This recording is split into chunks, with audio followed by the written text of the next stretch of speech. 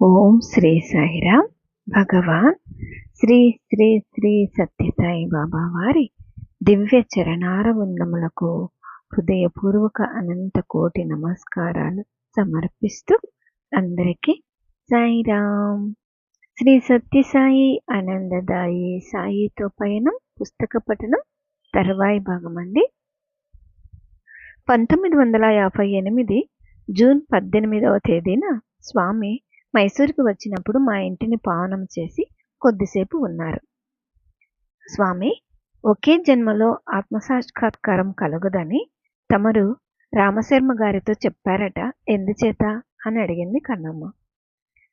అప్పుడు అన్నారు స్వామివారు, అది సాధకుని శ్రద్ధ మీద ఆధారపడి ఉంటుంది. అయినా మీరు ఆత్మసాక్షాత్కారాన్ని ఎందుకు కోరుతారు? అది 5 నిమిషాల ఆనందం. సాక్షాత్కారమైన తర్వాత దేహము 21 రోజులు మాత్రమే ఉంటుంది. అందుచేత ఎల్లప్పుడూ ధ్యాన భజనాదులతో కాలం గడపడమే మంచిది. మరి స్వామి, ఆ అనుభవం మాకు అందుబాటులో ఉండకపోతే శేష జీవితం అంతా ఇట్లే గడపాలా? కాదు కాదు, నేను తలుచుకుంటే 1 రోజులో, 1 గంటలో, 1 నిమిషంలో అనుగ్రహించగలను. అయితే అందుకు అర్హులయ్యేటట్లుగా మీరు పరిపక్వతను సాధించుకోవాలి. నేను మీకు చెప్తూ ఉండేది ఇదే. ఏ క్షణంలోనైనా నేను మిమ్మల్ని అనుగ్రహించవచ్చును. మీరు కోరుకోండని ఒకసారి మాకు స్వామి సలహా చెప్పారు. వ్యక్తిత్వ సాక్షాత్కారం అంటే దేహంతోనే ఉండి ఎల్లప్పుడూ భగవంతుణ్ణి దర్శిస్తూ ఉండడం. తమరే మా సర్వస్వం అని భావిస్తున్నాం స్వామి అన్నాను. అవును అవును, భక్తులై ఉండడం చేతనే మీ ఇంటికి రావడం, లేకుంటే వచ్చేవాడినా అని పిల్లల వైపు తిరిగి, ఇలా చూడండి, మీకోసం రాలేదు, మీ తండ్రి కోసము రాలేదు, మీ అమ్మ కోసం మాత్రమే వచ్చాను తెలుసా? మీ హృదయంలోనూ మీ సన్నిధిలోనూ మాకింత స్థలం ఇస్తే చాలు స్వామి అన్నాను నేను. ఇచ్చాను, మీ పేర్లన్నీ రిజిస్టర్ అయ్యాయి స్వామి. తమరు ఇంకా 5 సంవత్సరాలలో దర్శనం ఇవ్వడం, సంభాషించడం అన్నీ తగ్గిపోతాయని చెప్పారు. అది విని మా మనసుకి చాలా వ్యధగా ఉంది. ఇక్కడ ఉండి కూడా దర్శనాదులు లేకుండా ఉండడం ఎలాగా? నా ఉద్దేశం అది కాదు బంగారు. ఇక ముందు చాలామంది వస్తారు కనుక వారిని బాగా చూడవలసి ఉంటుంది కనుక మీకు చిక్కడం తక్కువ కావచ్చునని చెప్పాను అంతే. నేను ఎప్పుడు ఇట్లాగే ఉంటాను. నేను సాధకుడునా ఏమి? నేను బ్రహ్మను, నేను బ్రహ్మను. నేను మార్పు చెందను. నా భక్తులైన మీరు మార్పు చెందరు. బాహ్యంగా దూరమైనంత ఆంతర్యంగా చేరువవుతాను. ఊరుకోండి. పుట్టపర్తిలోనే ఉండడం చేత మీ అమ్మకు దర్శనం కూడా చిక్కుతున్నదే, అది చాలదా? స్వామి, మేము ఎలా ఉన్న వాళ్ళం అలాగే ఉన్నాం. సాధనలో ఏమీ పురోగమించలేదు కదా. ముందరి స్టేజ్కి వెళ్ళడం ఎప్పుడు? అక్కడ స్టేజి లేదు, గీజీ లేదు. పరమాత్మని కృపకు పాత్రులయ్యేటంత యోగ్యతను సంపాదించాలి అంతే. అందుకే మనస్సు పరిపక్వం అయ్యేలాగా చేసుకోండి అని చెప్తున్నాను. ఒకే జన్మలో భక్తి స్థిరపడదు. ఎన్నో జన్మల సంస్కారం ఉండటం చేతనే మీకు నన్ను చూడగానే నా పైన భక్తి స్థిరపడింది. నన్ను చూడగానే బ్లాటింగ్ పేపర్ మాదిరిగా ఎవరి మనస్సు నా యందు అంటుకొని పోతుందో వారే నిజమైన భక్తులు. జన్మ జన్మాంతరాలలో చేసియుండిన సాధనల ఫలితంగా దేవుని చూసిన వెంటనే సాధకుని మనస్సు ఆయన పైన లగ్నమైపోతుంది. మరి స్వామి, మీరాబాయి, సక్కుబాయి మొదలైన వారితో మిమ్మల్ని పోల్చుకోకండి అని మీరు చెప్పారు కదా. పోల్చుకోవడం లేదు. అయితే వారి మాదిరిగా మేము కూడా తమ ధ్యాన భజనాదులలోనే మునిగి ఉండి జీవితాలను సార్థకం చేసుకునేటట్లుగా కృప చెయ్యండి. అప్పుడు స్వామివారు అన్నారు, అట్లే ఉన్నారు కదా, ఇక ముందు కూడా అట్లే ఉంటారు. పాపం మీరా, సక్కు మొదలైన వారంతా ఎంతెంత ఆటంకాలను ఎదుర్కోవలసి వచ్చింది. స్వామి, వారు దైవాంశ సంభూతులై ఉండటం వల్ల ఆటంకాలను సులభంగా దాటి ఉండవచ్చు. అదేమీ కాదు, అందరిలోనూ దైవాంశం ఉంది. ప్రతి ఒక్కరూ భగవంతుని పొందవచ్చును. అందరూ పరమహంసలే. మరి స్వామి, ఈ పూజ గదిని ఓంకారము, జపధ్యానాదులు చేసుకోవడానికి పెట్టుకున్నాం. ఇది బాగుంటుందా? ఇక్కడ చేయవచ్చునా? గది చుట్టూ ఒకసారి చూసి, ఓహో, బాగుంది. ఇక్కడే చేయవచ్చును. అట్లయితే ఓంకారానికి మీరు ఎలా కూర్చుంటున్నారు? నేల మీద కూర్చోకూడదు. ఒక అర అంగుళం ఎత్తుగా ఉన్న పీట పైన ఏదైనా ఆసనం వేసుకొని దాని మీద తెల్లని కొత్త వస్త్రం ఒకటి పరుచుకొని కూర్చోవాలి. తెలిసిందా? అలాగే తెలిసింది స్వామి. అమ్మాయి, ఒక భక్తుని ఇంటిలో తాంబూలం సిద్ధం చేసి పెట్టి ఉంచారు. నేను అట్లే నోట్లో వేసేసుకున్నాను. సున్నం ఎక్కువైనట్లుంది. నోరంతా పొక్కుపోయింది అంటూ తమ నోరు తెరిచి చూపించారు. స్వామి, భక్తులమైన మా వల్ల తమకు కష్టమే గాని ప్రయోజనం ఏమీ లేదు. అలా అనవద్దు. భక్తులైన మీకోసం నేను ఎంత కష్టమైనా సహించగలను. అది నాకు కష్టమే కాదు.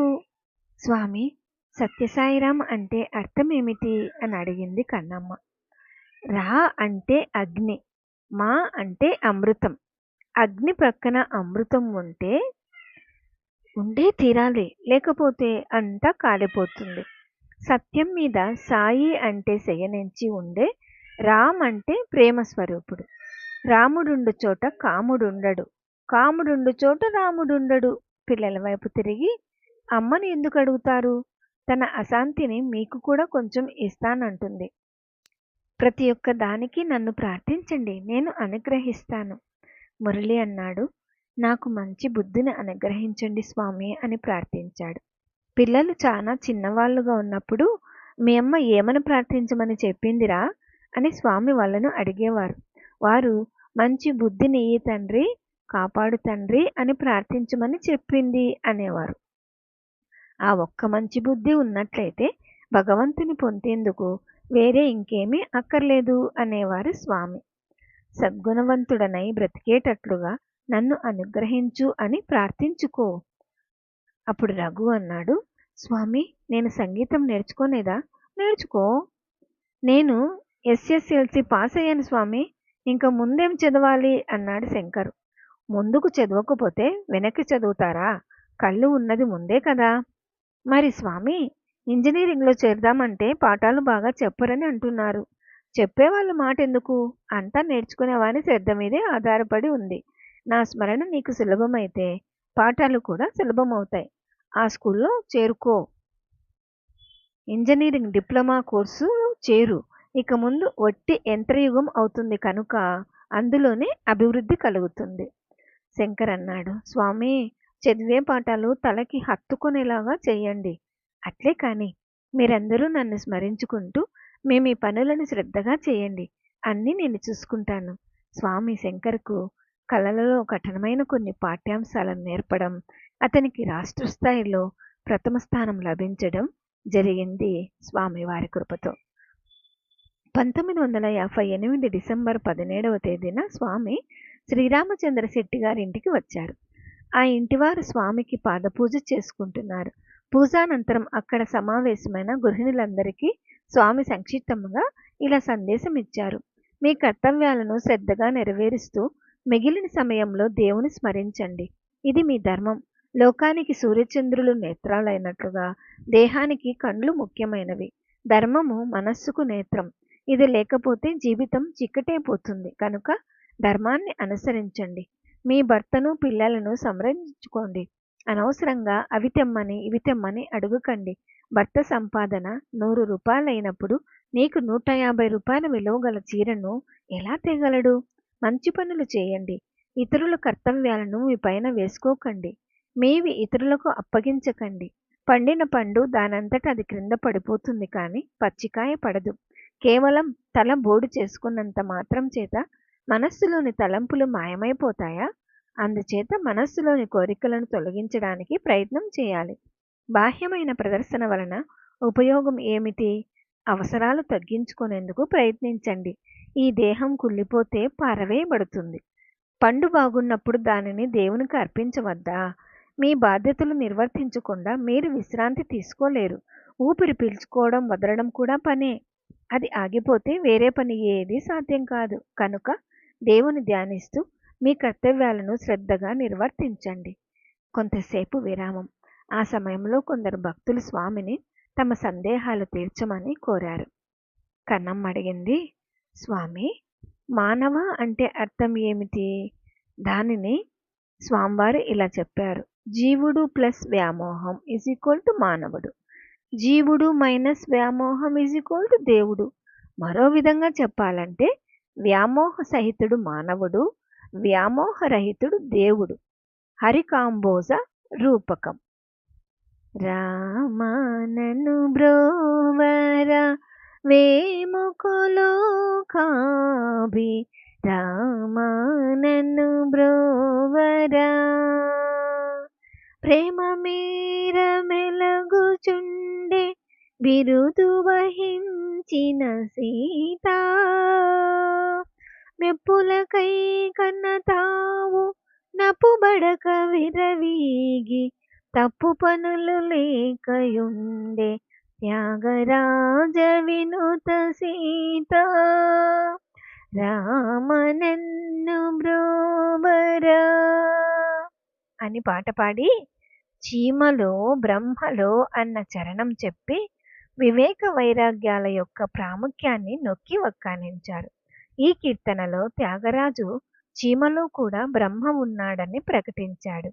ఆయన కావాలని మనిషిని గూర్చి చెప్పలేదు. చక్కెర ఇసుక కలిపి పెడితే చీమ తన విచక్షణ జ్ఞానాన్ని ఉపయోగిస్తుంది. అది చక్కెరను మాత్రమే తీసుకొని ఇసుకను విడిచిపెట్టేస్తుంది. కానీ మనిషి అంతా తీసుకొని దుఃఖాన్ని కొని తెచ్చుకుంటాడు. స్వామి, ఈ విధమైన ప్రపంచాన్ని మీరు ఎందుకు సృష్టించారు? మానవులు తమ బాధల నుండి నేర్చుకొని తమ విచక్షణ జ్ఞానశక్తిని తమ వికాసానికి ఉపయోగించుకునేలా చేసేందుకు అన్నారు స్వామి. స్వామి, ఈ ప్రపంచాన్ని మీరు వినోద కోసం సృష్టించారా? కాదు కాదు. దేవునికి ఒక్క క్షణమైనా తీరిక ఉండదు. మానవునికి బోధించి ఉద్ధరించడానికి ప్రపంచాన్ని ఇంత అందంగా సృష్టించాడు. అప్పుడు భగవంతుని చేరుకోవడానికి భక్తి మార్గంలోని ఆటంకాలను గురించి, అంటే బాధలు, విశ్వాసించడం మొదలైనవి లీలమ్మ స్వామితో చెప్పారు. అప్పుడు స్వామి అన్నారు, కాదు, నీవు తప్పుగా ఆలోచిస్తున్నావు. తల్లి బిడ్డను శిక్షిస్తుందని ఎందుకు అనుకుంటావు? భగవంతుడు కూడా అంతే. తల్లి అప్పుడప్పుడు కేకలేస్తుంది కదా అని బిడ్డ తల్లికి దూరం అయిపోదు. నీ బిడ్డకు చాలా తీవ్రంగా జబ్బు చేసినప్పుడు ఎవరి వైపు తిరుగుతావు? ధనవంతుడైన నీ తండ్రిని కానీ, భర్తను కానీ, ఇతరులను కానీ ప్రార్థించవు.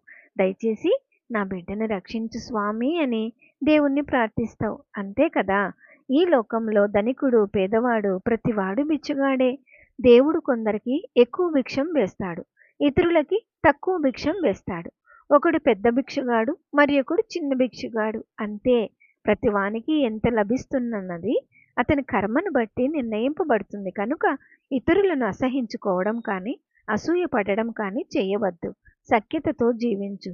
సంతోషంగా పనిచేసి ఇతరులతో సమానంగా పంచుకొని దేవుని సంతోషపెట్టడానికి ప్రయత్నించు. స్వామి, ఆత్మ అంటే ఏమిటి అన్నాడు శంకర్. దానిని అర్థం చేసుకోవడానికి నీవు చాలా చిన్నవాడవు అంటూ శెట్టిగారి వైపు చూసి, ఆత్మకు ఆకారం లేదు, అది అనంతం అన్నారు స్వామివారు. ఓం శ్రీ సాయిరాం. తర్వాయి భాగం వచ్చే వారం విందామండి. జై బోలో భగవాన్ శ్రీ సత్యసాయి బాబాజీకి జై. సమస్త లోకాః సుఖినో భవంతు. ఓం శాంతి శాంతి శాంతి. అందరికీ సాయిరాం.